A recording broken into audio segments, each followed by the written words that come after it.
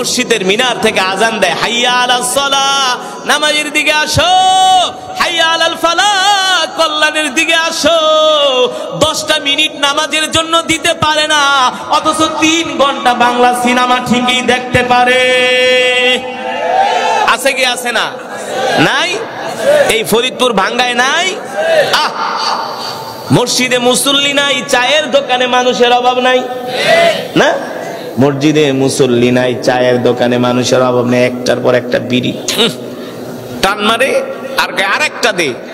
Cinema শেষ হয়ে গেল, আরেকটা লাগা।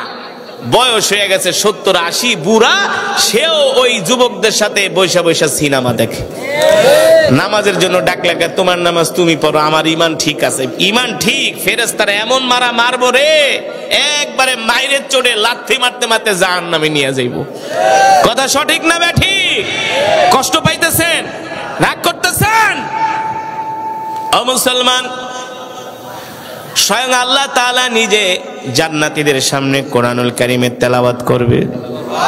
কারা শুনতে পারবে? কারা শুনতে পারবে? আপনাদের মতো কোরআন প্রেমিক মুসলমানরা শুনতে পারবে। আপনাদের মতো কোরআন প্রেমিক যারা কোরআনের আওয়াজ শুনে আর ঘরে বসে থাকেন নাই, চায়ের দোকানে যান নাই, ঠিক কিনা বলেন? আপনাদের মতো কোরআন প্রেমিক আল্লাহর পাগলেরা সেই দিন কোরআন শুনবে। আল্লাহ তাআলা নিজে পড়বে, আনার রহমান, আনার রহমান আল্লামাল কুরআন। আমরা দুনিয়ার জমিনে পড়ি আর রহমান, আল্লাহ বলবে আনার রহমান, আমি রহমান, আমি রহমান, আমি আমার কোরআন পড়তেছি, বান্দা তোরা শোন। সুবহানাল্লাহ। তাফসীরের মধ্যে আসছে সেই দিন আল্লাহ তাআলার জবানে সূরাতুর রহমানের তেলাওয়াত শুনবে, শুনতে শুনতে 50,000 বছর কেটে যাবে। জোরে বলেন সুবহানাল্লাহ। কত হাজার বছর? কি মজা হবে, কি মজা!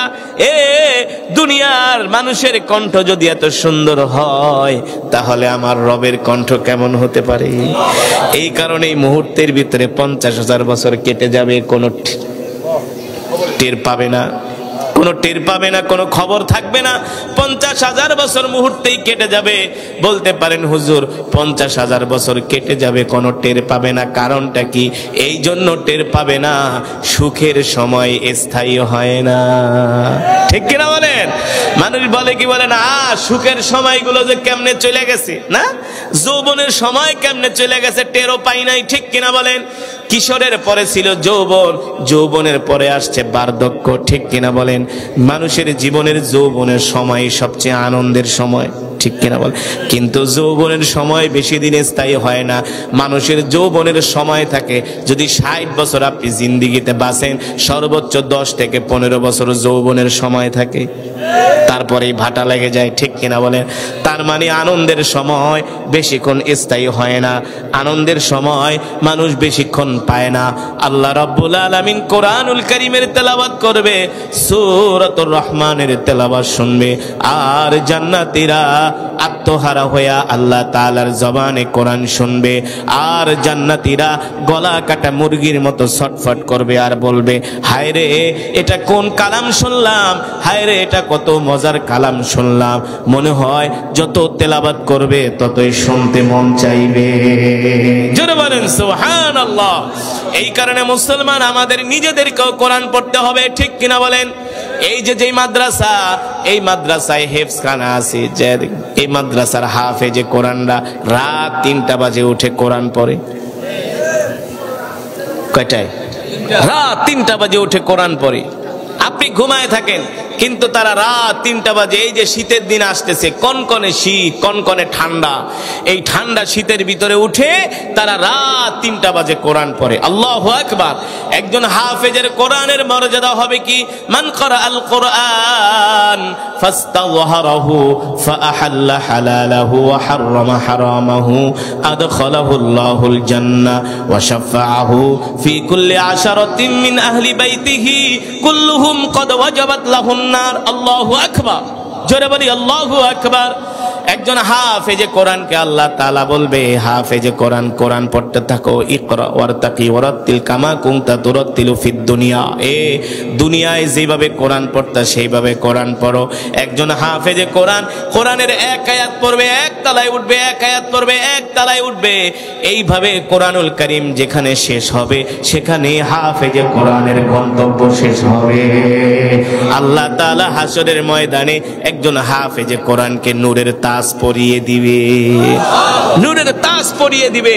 তখন ওই কোটিপতিরা বলবে, এই কিরে, ওর বাপে না তরকারি ব্যস্ত, ওর বাপে না ঠেলা গাড়ি চালাইতো, ঠিক কিনা বলেন? বাংলাদেশের বেশি ধনী মানুষের পোলাপান আলেম হইতে পারে না, এটা বাস্তব। 2-4-10 পারা পড়ে চলে যায়, কারণ এত আরামে আরামে মুরগির রান খাইলে কোরআন মুখস্থ করা যায় না, ঠিক কিনা বলেন? আমরা যে হাফেজ হয়েছি 3 বছর হেফজখানায় পড়ছি না, 3 বছর জেল খাটছি, এত সোজা না। আপনারা তো হাফেজে কোরআনকে মর্যাদা দেন না, বছরে একবার শুধু ডাক দিয়া নিয়ে খতম তারাবি পড়ান আর বাটির ভিতরে বইরা ভাত দিয়া দেন, শেষ। এই মনে করেন কোরআনের হক আদায় হয়ে গেছে, এত সোজা না।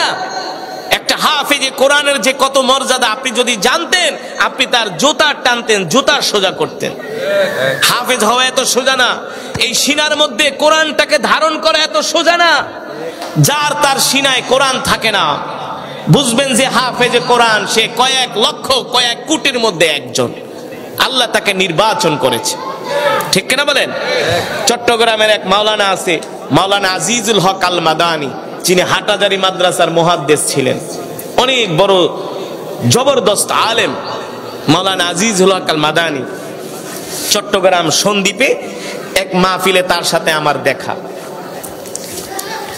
আমি কোরআন পড়তেছি, সে খাবার খাচ্ছিল, খাবার।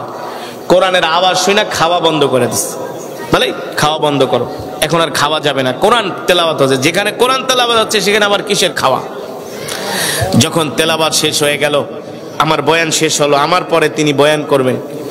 তিনি স্টেজে আয়েশা বললে, কারি সাহেব, আপনি কি জানেন আল্লাহ আপনাকে কি মর্যাদা দিয়েছেন, কি সম্মান, কি নেয়ামত দিয়েছেন? বলে একজন হাফেজে কোরআনের এত মর্যাদা, একজন কারি সাহেবের এত মর্যাদা। আল্লাহু আকবার, জোরে বলেন আল্লাহু আকবার।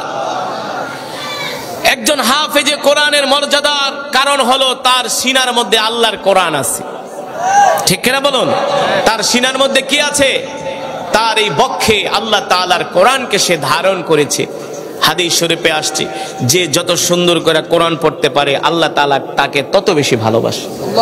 যে সবচেয়ে সুন্দর করে কোরআন পড়তে পারে আল্লাহ তাআলা তাকে সবচেয়ে বেশি ভালোবাসে। এখন হিসাব নিকাশ করা দরকার, আপনার আমার কোরআন তেলাওয়াতের অবস্থা কেমন? এই যে নামাজ পড়তেছেন 60-70 বছর, কোরআন পড়তে পারেন না, ঠিক কিনা বলেন? আমরা তো এই কোরআনকে মনে করি যে বাপ মরে গেছে, 40 দিন পরে 10 জন ইমাম সাহেব দাওয়াত দিয়ে এক খতম কোরআন পড়ায়া 10টা গরু জবাই করায়া জনমের মতো খিচুড়ি খাওয়ামো আর কোরআনের হক আদায় হয়ে যাবে। এতই সোজা, এতই সোজা। আমি তো আগেই বলেছি, এই কোরআনের জন্য আল্লাহ রসুল উহুদের ময়দানে দান মোবারক শহীদ করেছেন, ঠিক কিনা বলেন? এর চাইতে আমার কাছে আর কোনো খুশির খবর হতে পারে না। সাহাবী আনন্দে আত্মহারা হয়ে কান্না করে দিছেন। আল্লাহ নবী ডাক দিয়া বলে, সাহাবীরে, এই যে তুমি এত সুন্দর করে কোরআন পড়তে পারো, তুমি কি জানো আল্লাহ তোমার জন্য কি পুরস্কার রেখেছে? সাহাবী ডাক দিয়া বলে, গো আল্লাহ রসুল, আল্লাহ এবং আল্লাহ রসুলই ভালো জানেন। আল্লাহ নবী ডাক দিয়া বলে, সাহাবীরে, এই যে তুমি এত সুন্দর করে কোরআন পড়তে পারো, এই কারণে আল্লাহ তাআলা তোমার জন্য জান্নাতের দরজা খুলে রেখেছে। জোরে বলেন সুবহানাল্লাহ। এই কোরআন এমন এক কিতাব, যে কোরআন আল্লাহ তাআলা নিজে তেলাওয়াত করবে। সুবহানাল্লাহ বলেন। আল্লাহ তাআলার কুদরতি জবানে তেলাওয়াত শুনতে রাজি আছেন তো? আছেন তো ইনশাআল্লাহ?